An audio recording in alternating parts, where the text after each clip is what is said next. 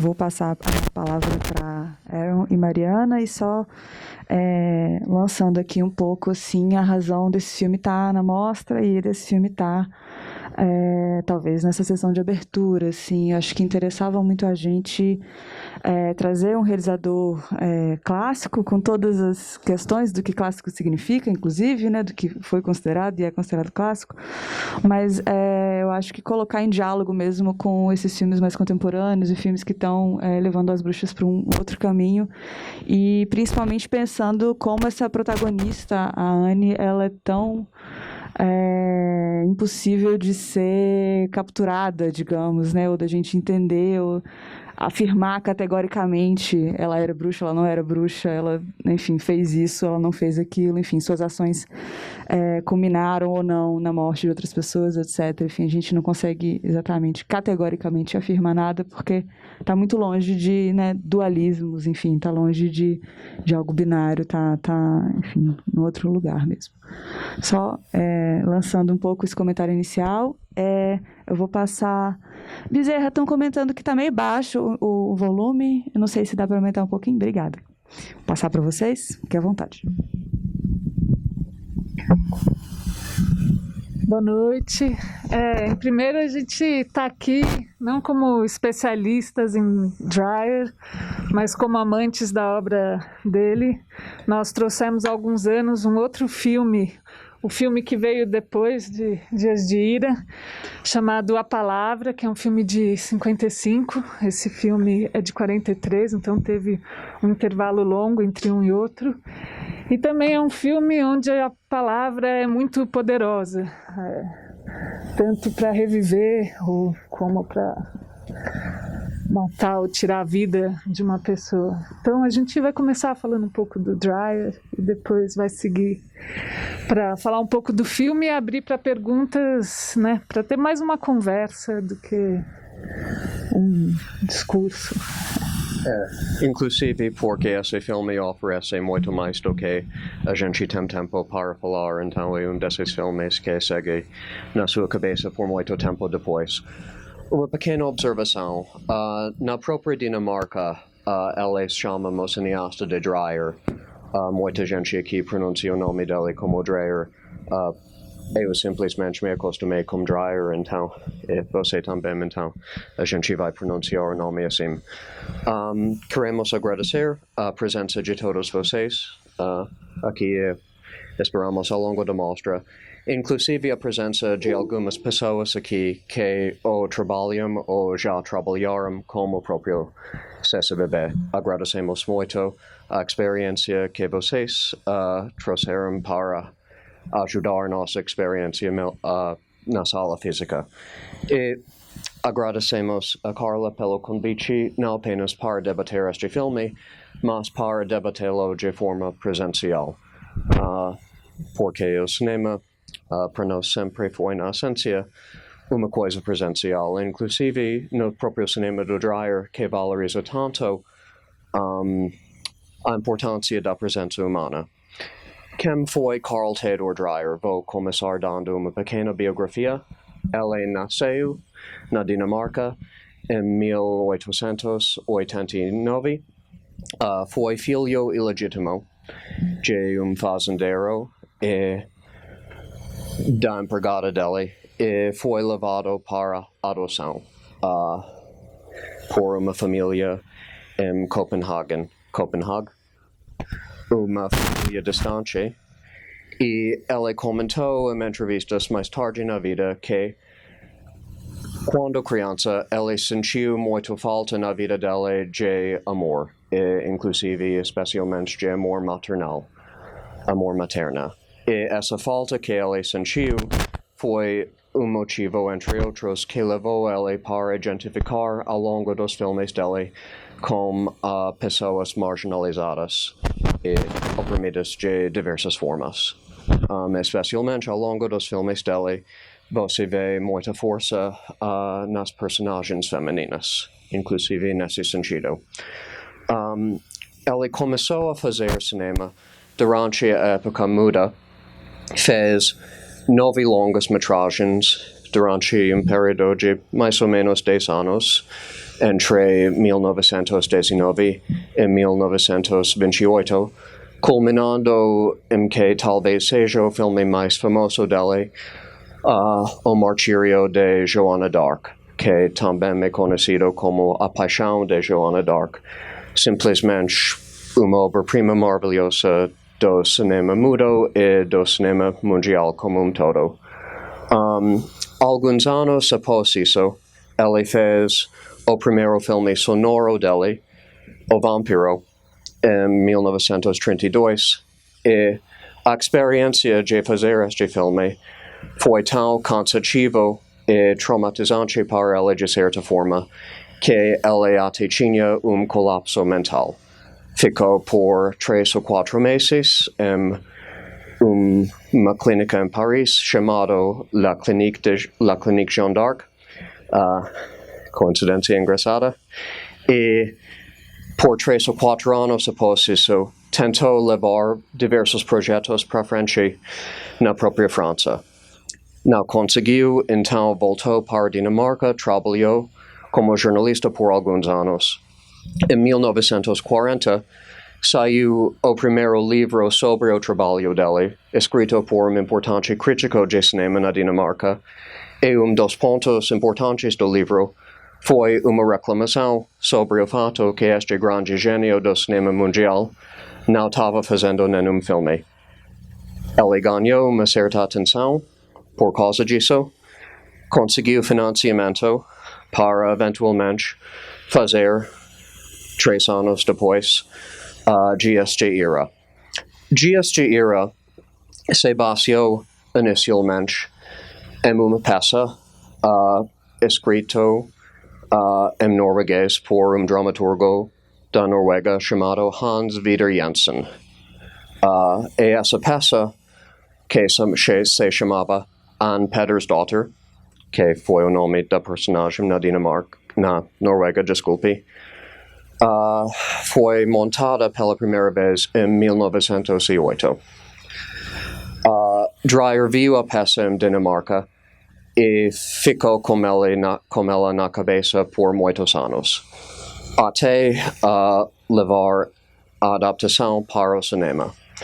A peça foi muito livremente baseada numa história real que aconteceu em 1590, mas muitos detalhes mudaram na adaptação para o palco e depois para o cinema. Então foi basicamente uma reinvenção da história para levar adiante as intenções dos autores, inclusive em torno do tema da bruxaria. O filme não foi bem recebido na própria Dinamarca na sua época de estreia. Muita gente reclamou que estava lento demais, que foi ritmo estranho para eles. E o próprio Dreyer até defendeu suas escolhas em longo ensaio publicado em jornal logo após receber essas críticas negativas. Mas recebeu muita aclamação no exterior. Foi percebido por muitas pessoas como uma alegoria de resistência contra os nazistas na época. O próprio Dreyer negou essa interpretação. Para ele, as questões do filme já existiram há séculos. Eram questões eternas, de certa forma. Então, ele não queria se ligar a uma questão histórica específica daquele momento, mas algo mais amplo.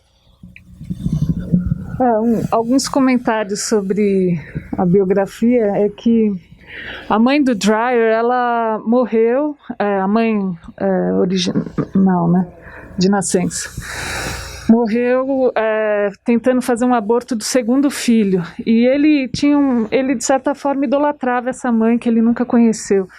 Então é muito recorrente essa figura feminina na obra dele, martirizada de certa forma, e principalmente nos 3 últimos filmes, que o foco é de certa forma, ou não, talvez não só o foco, mas a ação gira em torno as questões espirituais e psicológicas giram em torno de personagens femininos, que é Jasdeira, A Palavra e Gertrude, que é o último filme dele, de 64.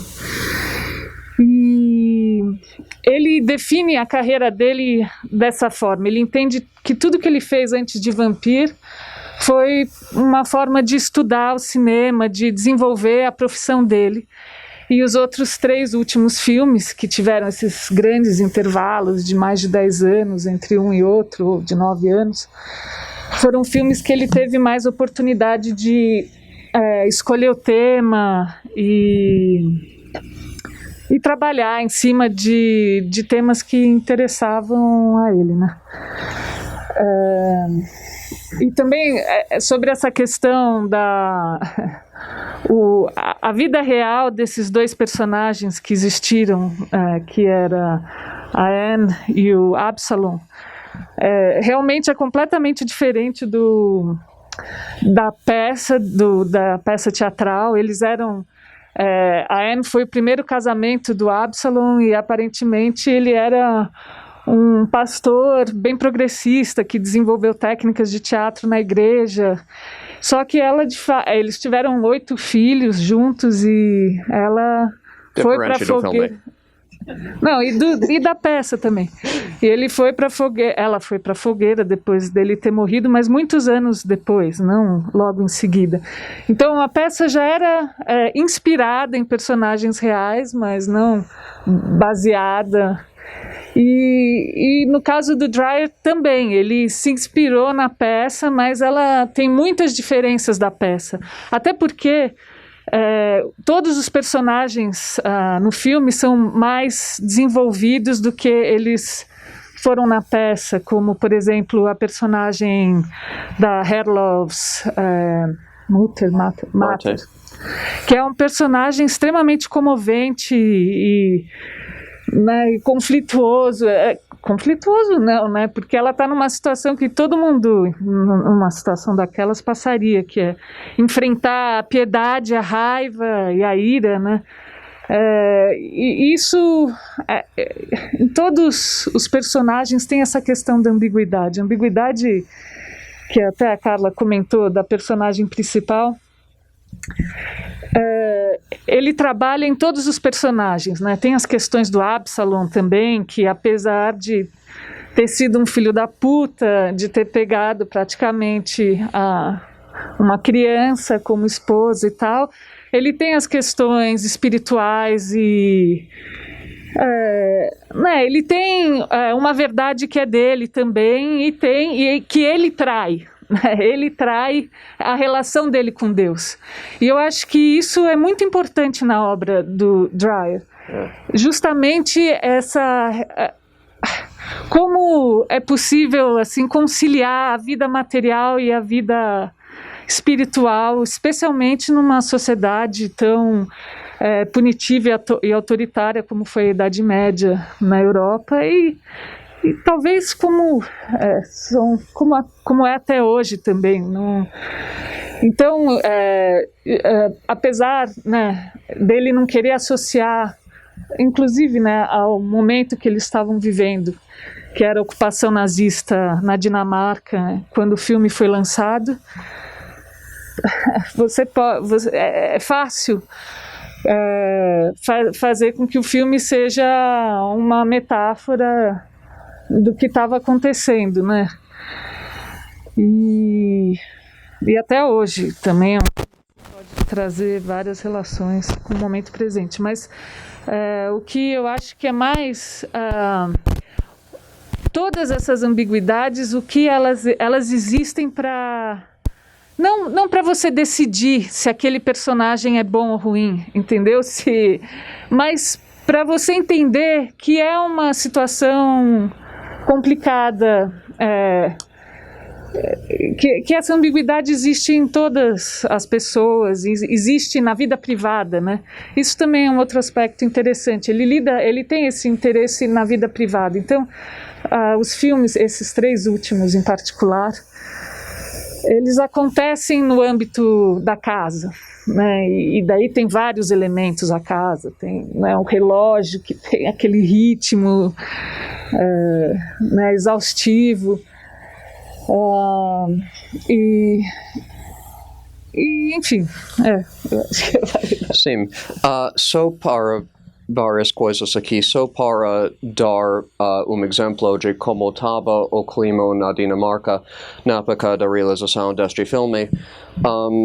Dado que sempre me pegou, inclusive como judeu, é que a Dinamarca foi o único país na Europa para salvar sua população judaica. Desculpe, sou gringo. Dinamarca foi o único país na Europa para salvar sua população judia durante a Segunda Guerra Mundial. Quase algo em torno de 90% da população judia da Dinamarca, a resistência conseguiu levar essas pessoas para fora do país, ao invés de entregar elas para os nazistas. Então, mesmo se o Dreyer for negar essa interpretação, estava tudo muito na mente das pessoas na época.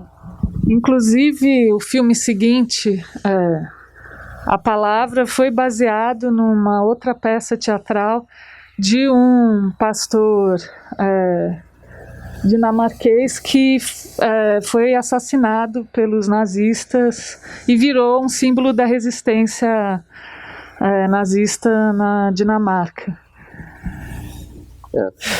A gente comentou antes a questão material do filme e o peso dos objetos, de certa forma. Dado também interessante nisso tudo é que Dias de Ira foi o primeiro filme na Dinamarca para ser feito integralmente com som sincronizado. Ou seja, o som do filme não é dublado, está gravado no momento e os atores estão falando suas próprias falas. Isso foi algo inédito no país, e inclusive para muitos países, especialmente na Europa, foi algo inédito. E para ele isso tinha muito impacto sobre o estilo do filme, esse estilo de longos planos para manter a realidade das interações e, de certa forma, a realidade das personagens. O impacto que você sente sabendo que a personagem da Ana, atriz, está falando suas próprias falas e está expressando a realidade dessa situação tanto na sua voz quanto em seus olhos. Dreyer compartilhou uma crença com diversos outros cineastas, inclusive John Ford, que uma vez falou que a paisagem mais magnífica de todos foi o rosto humano. E Dreyer também acreditou muito nisso. E nos filmes dele, basicamente, proibiu o uso de maquiagem. Especialmente nesse filme, queria que a iluminação faria tudo e que o contato da relação seria muito imediato entre a câmera e os atores. Mais um efeito desse lance de criar um espaço mais amplo na decupagem do filme, e isso é algo que ele continua a desenvolver tanto em A Palavra quanto em Gertrude, é uma espécie de descentralização em termos de sua identificação. Ou seja, a peça original se chama Anne Pedersdotter, que agora na Dinamarca é Anne Pedersen, mas o filme se chama Dias de Ira. Então, é escolha sua com quem você vai identificar. É escolha sua pensar se Anne é bruxa ou não, se até qual ponto ela é perseguida, até qual ponto ela é de fato responsável pelos acontecimentos. E você, como espectador, é muito empoderado nesse sentido. A gente comentou antes que outro filme famoso do Dreyer foi A Paixão da Joana d'Arc, claramente outra mulher perseguida.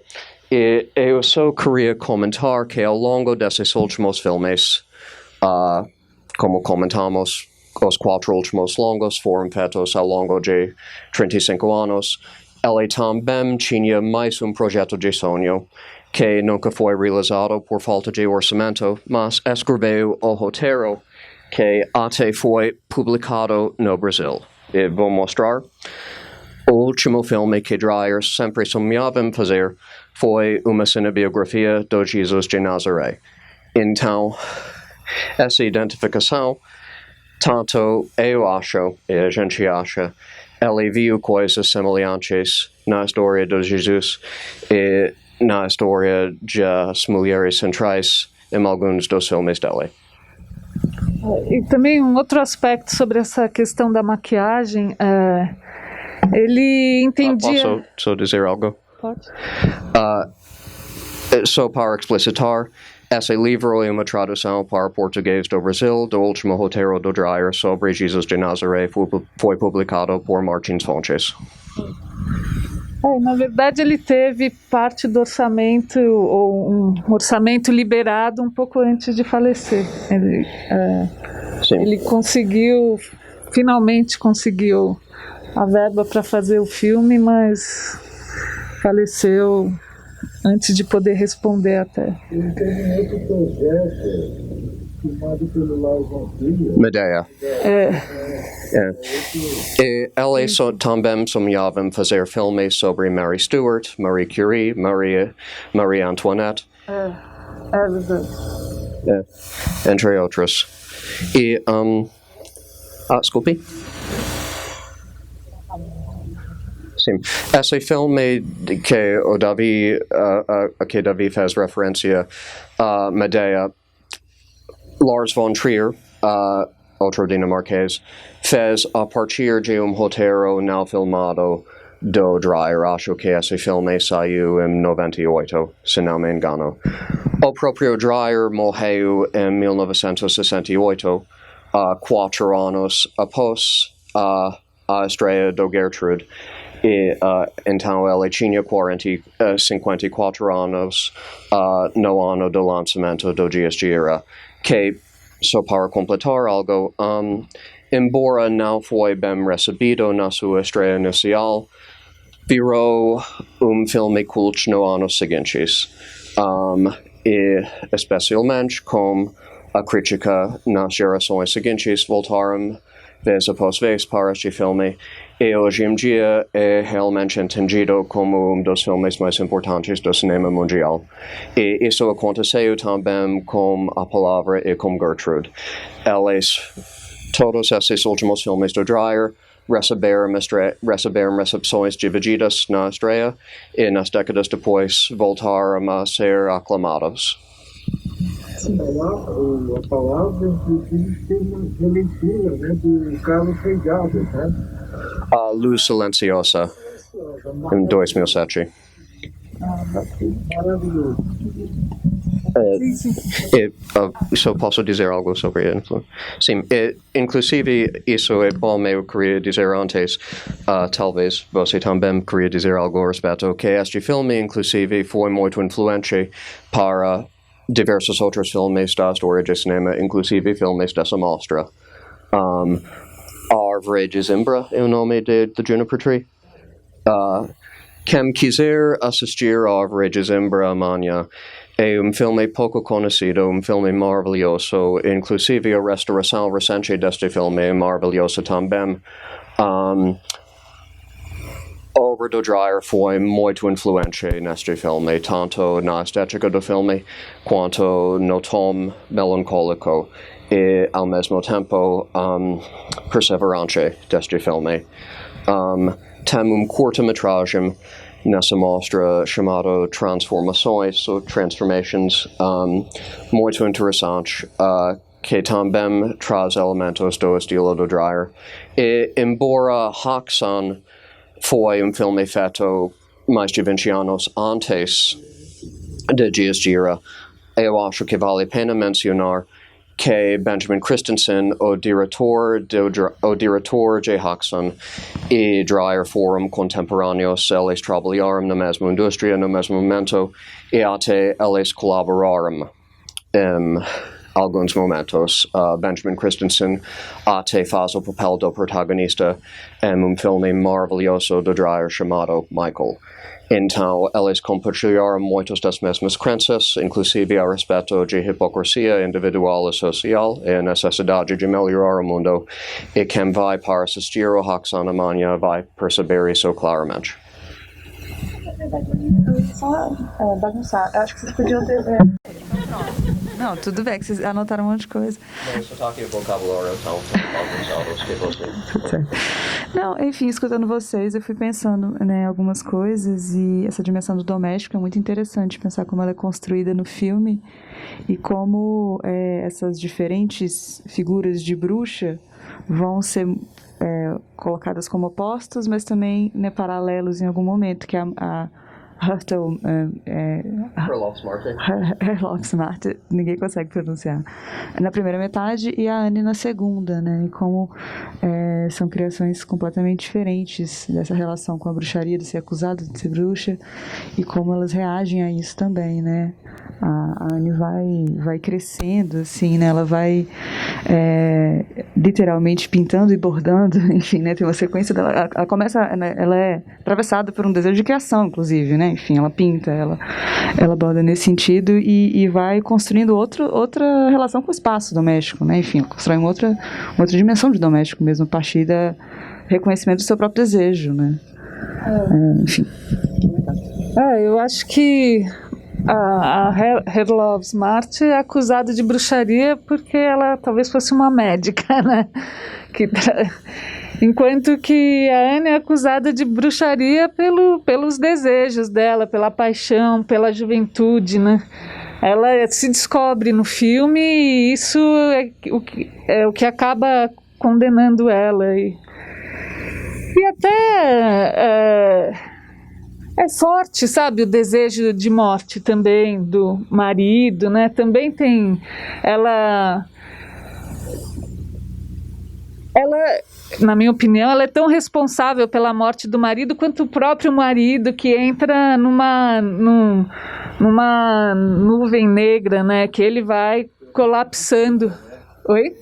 De culpa, né? Sim, ele é consumido pela culpa e nesse momento de clímax dessa... A Herlocksmart, ela se salvar, ela fala que a Anne, ela acabou sendo casando porque o Absalão salvou a mãe dela. Eu acho que ele salva, ele está interessado nela e por isso ele salva a mãe, né? Mas a gente também nem sabe direito quanto tempo depois essa mãe morreu, porque ele meio que adota ela, né? Ele nunca permitiu também uma relação de marido e mulher entre eles, né? Ele sempre, quando ela mostra uma tentativa de desejo que seja né, para imaginar o filho, ou como uma tentativa de expressar, né, o que está nascendo nela, ele barra, né? Então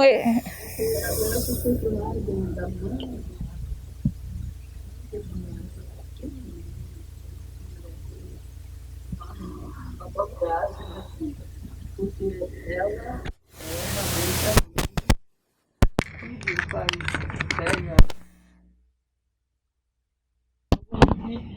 é o que ela odeia, não o desejo do filho ter uma mulher mais nova, e o personagem materno de uma visão bem assim machista mesmo, assim, do filho, o neto, todos eles eram alvo do desejo daquela menina mais jovem, maléfica. Não, no início ela até condena, né, o filho, e ela fala, pô, é uma obscenidade que você cometeu. Ela, mas Condena, é óbvio que ela vai ela proteger os dela, né? Ela acaba, vai lá, não vai condenar tudo, e era muito fácil, eu imagino, apontar o dedo e falar: você me seduziu pelo poder do diabo, né? Isso. Mas eu acho que ela própria não tinha consciência, não sabia que ela, ante o desejo de uma jovem louca para amar muito jovem, que estava reprimida por um civil, ela também não sabia do poder eventual dela de bruxa. E fica a questão, que é a mesma questão que temos na palavra, que é a bruxa e o desejo de uma pessoa. E lá na outra, Deus ressuscita ou não ressuscita. Então é a mesma coisa, o extra-humano, o que não é humano, que é de Deus e do diabo, e o que é humano. As duas coisas se completam, porque somos essencialmente essa dualidade, o bem e o mal juntos. Administramos isso na nossa vida. Podemos responder, mas acho interessante receber esse comentário primeiro. Teve uma fala de vocês dois. Primeiro eu queria agradecer o debate, Amor, acho que é isso mesmo, mas que vocês disseram da complexidade, né, do que o Dreyer está filmando, assim, né? E eu acho que é mais do que quem é má, quem não é, e eu acho que tem uma questão que está nesse lugar da complexidade, que eu diria que é a subjugação da mulher diante dos desejos e da organização social do homem. E eu acho que é esse o ponto que o Dreyer, assim, enfim, né, estou aqui falando como uma pessoa que viu o filme pela primeira vez, né, mas eu acho que numa mostra que a gente está falando de mulheres mágicas, né, eu acho que é um pouco, talvez, esse o lugar em que a curadoria trouxe, né, desse questionamento que, mesmo nesse retrato feito pela bruxa lá na Inquisição, ele está olhando para algo que é o que o senhor estava falando, não sei quem falou aqui atrás de mim, né? O desejo está na gente, o amor está na gente. E numa sociedade branca, patriarcal, cis heteronormativa, que organiza os nossos corpos, não precisamos nem falar muito mais, estamos aqui todos, né, vivendo. Muitas vezes o desejo é cerceado, a possibilidade de um amor é cerceado, e talvez, com essa conversa, eu esteja vendo isso no filme do Dreyer, assim, que vocês mesmos já começaram falando. Posso só fazer um comentário relativo ao que o senhor falou, que é o poder da palavra. Eu acho que nos dois filmes, tanto no Dias de Ira como na Palavra, é muito... Ele tem esse tom, ele é religioso mesmo, como na Bíblia, né, que diz que nós somos filhos de Deus e somos a imagem... E, enfim, eu não sou... Mas a gente tem esse poder, o poder do divino está em nossas mãos, e independente do aspecto de bruxaria, sabe? Eu acho que isso é um ponto também do filme, que existe a catalogação da igreja, né, a taxação da mulher, muito convenientemente a mulher, né, mas que também foram homens para a fogueira, não foram só mulheres. Sim, não, claro. Também que não necessariamente eram designados como homens ou mulheres. Sim, exato. Não, mas claro, só deixa eu terminar.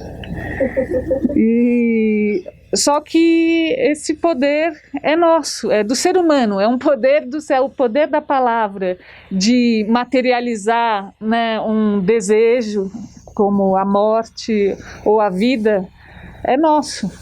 Então, eu acho que essa é uma questão.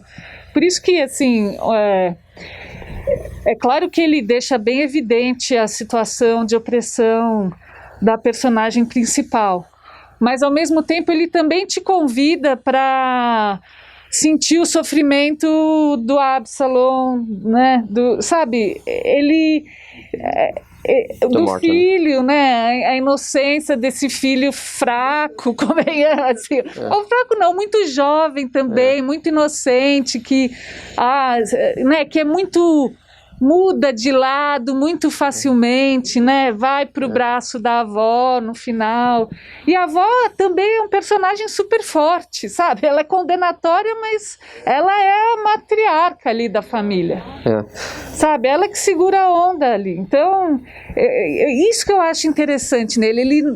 O Dreyer nos convida a não julgar, mas a perceber, ou, sabe, não digo nem entender, mas a sentir cada personagem. As fraquezas que as instituições, de certa forma, ajudam a ampliar. Isso é grande problema no filme. Não apenas que Absalom tem esses problemas, mas que ele está numa posição de poder em que esses problemas tornam problemáticos para outras pessoas. Só algumas coisas rápidas para acrescentar. Falando da distância entre Anne e Absalom, acho interessante observar que na peça original está explicitada que o Martin é até mais velho do que Anne.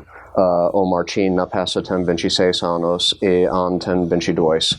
E é algo que uma mudança que Dreyer faz da peça. Na peça, o romance entre Martin e Anne é muito tentativa.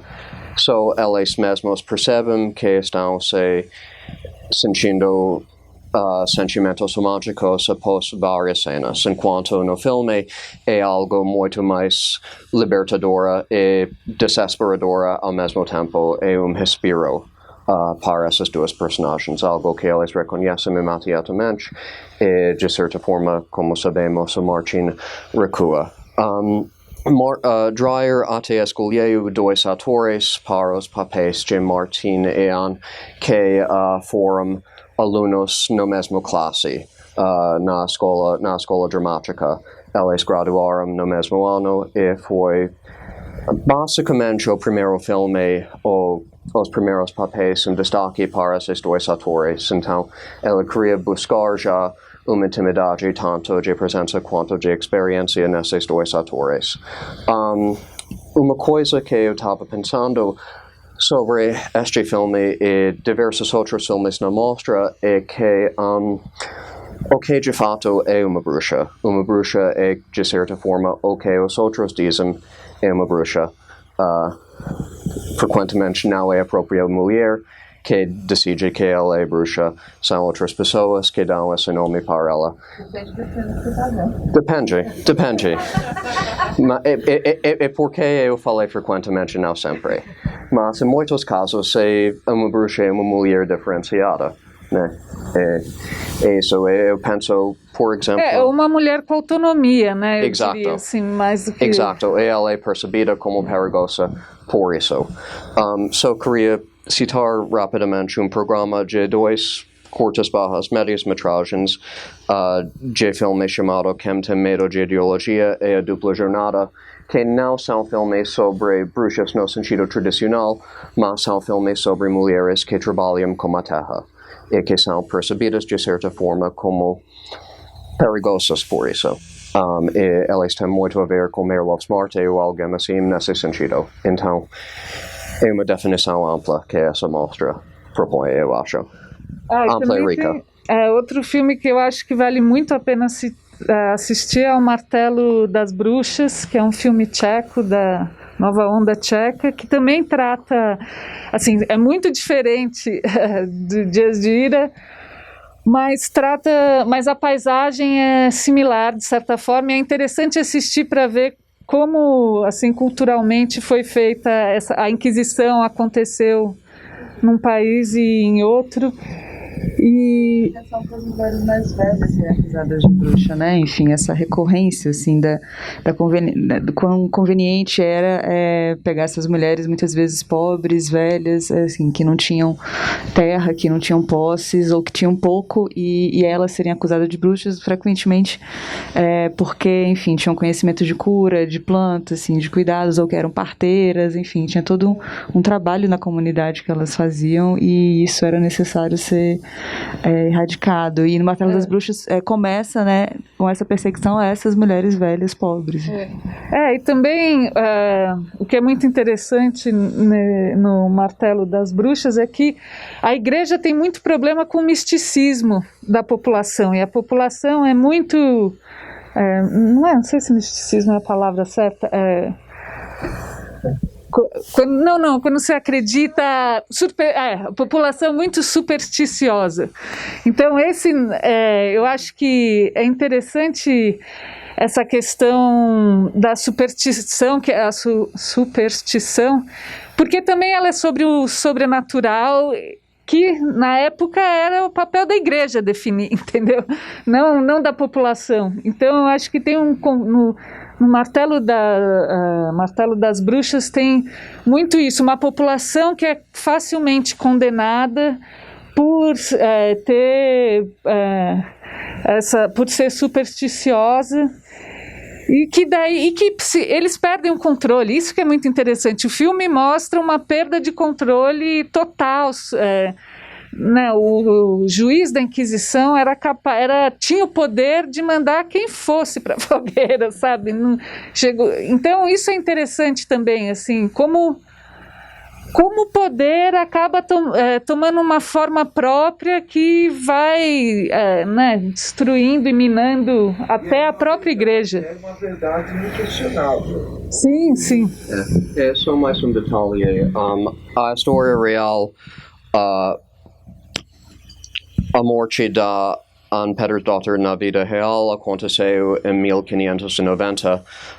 Dreyer muda a ação para 1623 para ser consistente com a realidade dinamarquesa e os acontecimentos da época no país dele.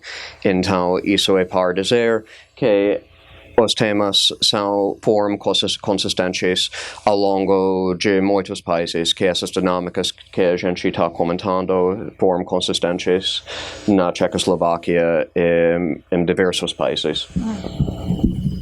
Vou fazer só um comentário, porque infelizmente a gente tem 10 minutos só. Diga. Você comentou que aquele programa do filme da Helena Schoenberg, A Dupla Jornada. não são bruxas...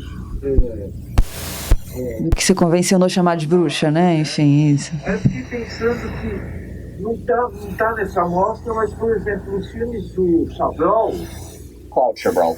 Claude Chabrol, também tem essa questão da mulher, muitas mulheres que não são bruxas, mas elas têm uma atitude perante a vida que poderiam ser classificadas como bruxas. Eu vou comentar.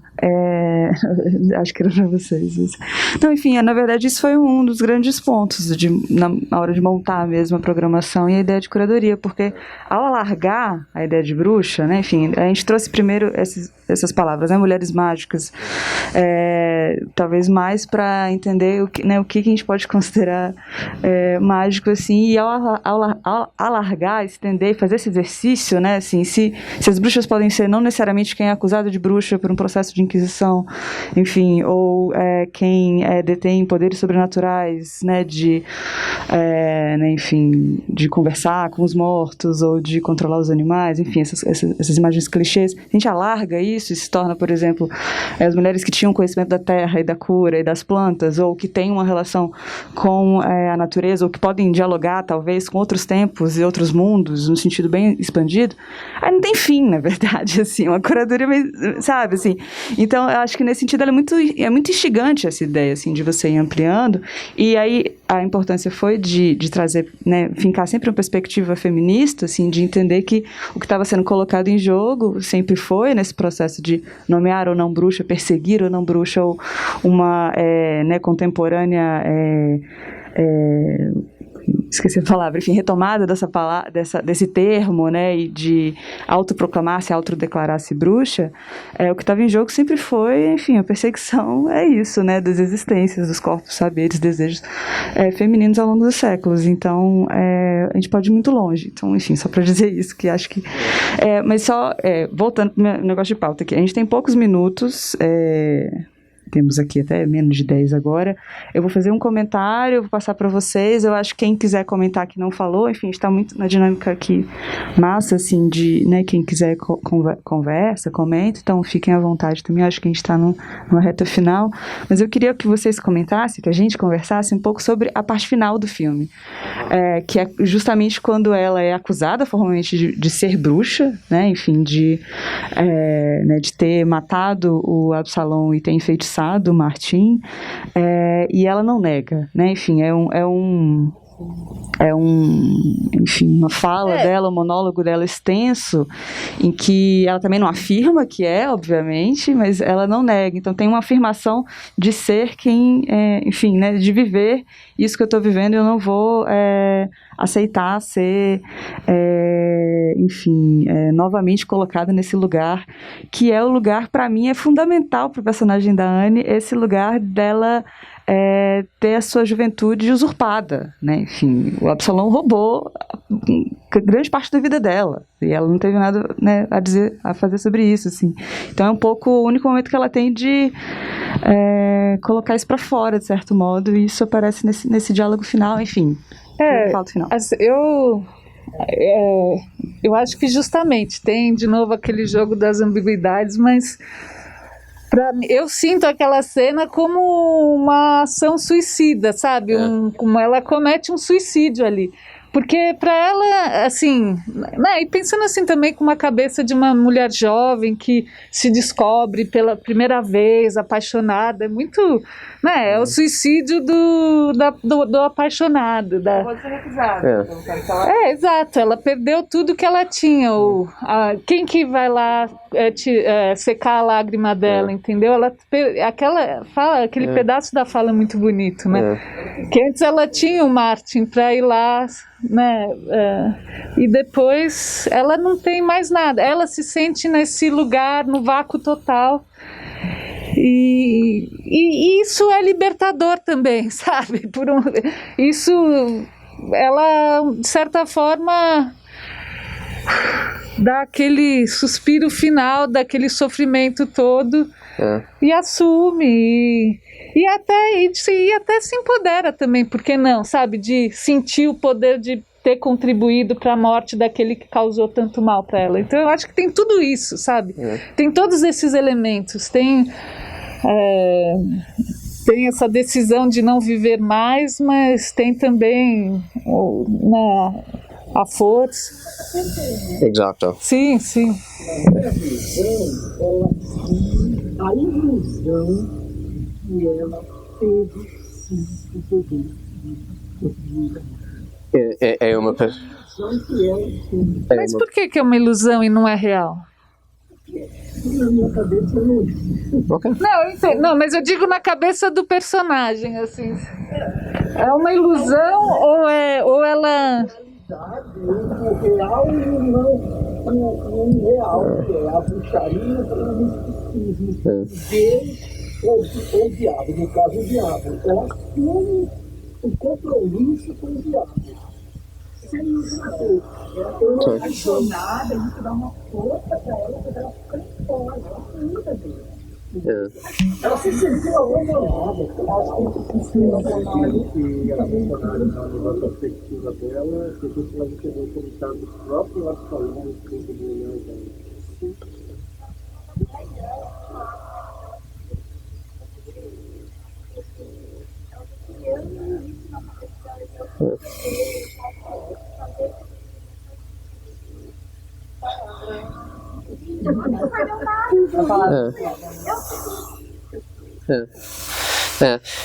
Eu, em alguns momentos, quando eu sabia dessa mostra, eu reclamei com Carla por excluir dos meus filmes preferidos sobre bruxaria. Não sei o nome no Brasil, mas em inglês é Hocus Pocus. Abracadabra. Abracadabra. Eu sempre assisti na televisão, adorava Bette Midler e tal, e menciono isso porque muitos filmes sobre bruxaria trazem o convento como algo que cria alianças entre as mulheres que têm essa capacidade. E nesse filme você vê eu acho que o filme não está na mostra, pessoas podem ver, tem muitos outros filmes legais, mas neste filme as mulheres são Fazer uma mostra 2, 3. mas nesse filme as mulheres são isoladas, inclusive propositalmente. Quando você vê as cenas, tem duas cenas particulares de grupos, que são as duas cenas que vai contra as, entre aspas, bruxas, Herlofs Marte e Anne. E nessas duas cenas tem só homens. Então as mulheres são isoladas, inclusive os inquisidores sempre criam isso. A lógica que elas adotaram, vocês podem ver isso em O Martelo das Bruxas, é assim. Você vai morrer de qualquer forma, então você deve confessar para tornar tudo mais fácil, tanto para você quanto para nós. Então, sabendo isso, muitas pessoas sim confessaram. Depois de tortura, né? Depois de tortura. Depois de tortura. E a gente realmente não sabe no final quais são os poderes da Anne.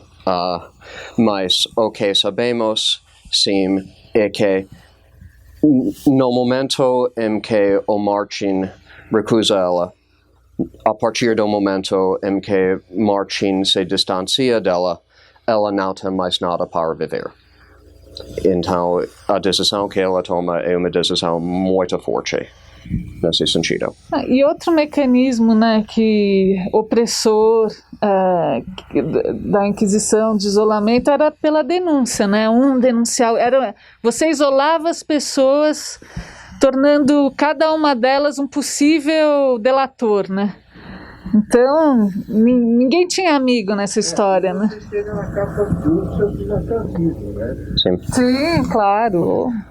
Muitas caças às bruxas tem por aí. Estamos quase sem tempo. Você queria dizer mais algo? Mas claro. Mas é só mais algo que eu quero dizer é que, apesar de tudo, eu acho o final positivo, de certa forma também positivo, porque estamos assistindo com essa capacidade da escolha de como nós mesmos podemos se comportar frente aos nossos seres humanos, aos seres humanos ao nosso redor. Como que você faz? Gente, eu acho que a gente podia ficar muito tempo conversando, foi super legal ouvir todo mundo aqui e todo mundo aqui. É isso, a gente tem o horário da sala, mas muito obrigada, Mariana, muito obrigada, Aaron, obrigada a todo mundo, continuem acompanhando a mostra. E nos vemos. Sim, terça-feira tem um debate online do dia 15 às 19h30, que vai abordar alguns filmes que estão pensando no Caça às Bruxas, releituras históricas, e esse é um deles, inclusive, lá no canal do YouTube da Mostra Mulheres Mágicas. Para quem o quiser rever este filme na sala física ou indicar para os amigos, a sessão de reprise é no sábado que vem às 2h15. Este filme é realmente diferente na sala de projeção. É muito importante ver esse filme no escuro. E após essa sessão, tem mais um debate presencial. Meu Deus, esqueci o negócio mais importante. É isso, dia 19 do 3, no outro sábado, sem ser amanhã, a gente tem o segundo, né? A gente tem 2 debates presenciais, o de hoje e esse segundo, que é do filme Amores Divididos, é o nome em português, Yves Bayot, o nome original, da diretora americana Kasi Lemmons. E tem um debate com a professora Tatiana Carvalho Costa, de Belo Horizonte, uma pessoa incrível, enfim, recomendo fortemente, e é um filme muito interessante. Obrigado. Obrigada, gente. Obrigado.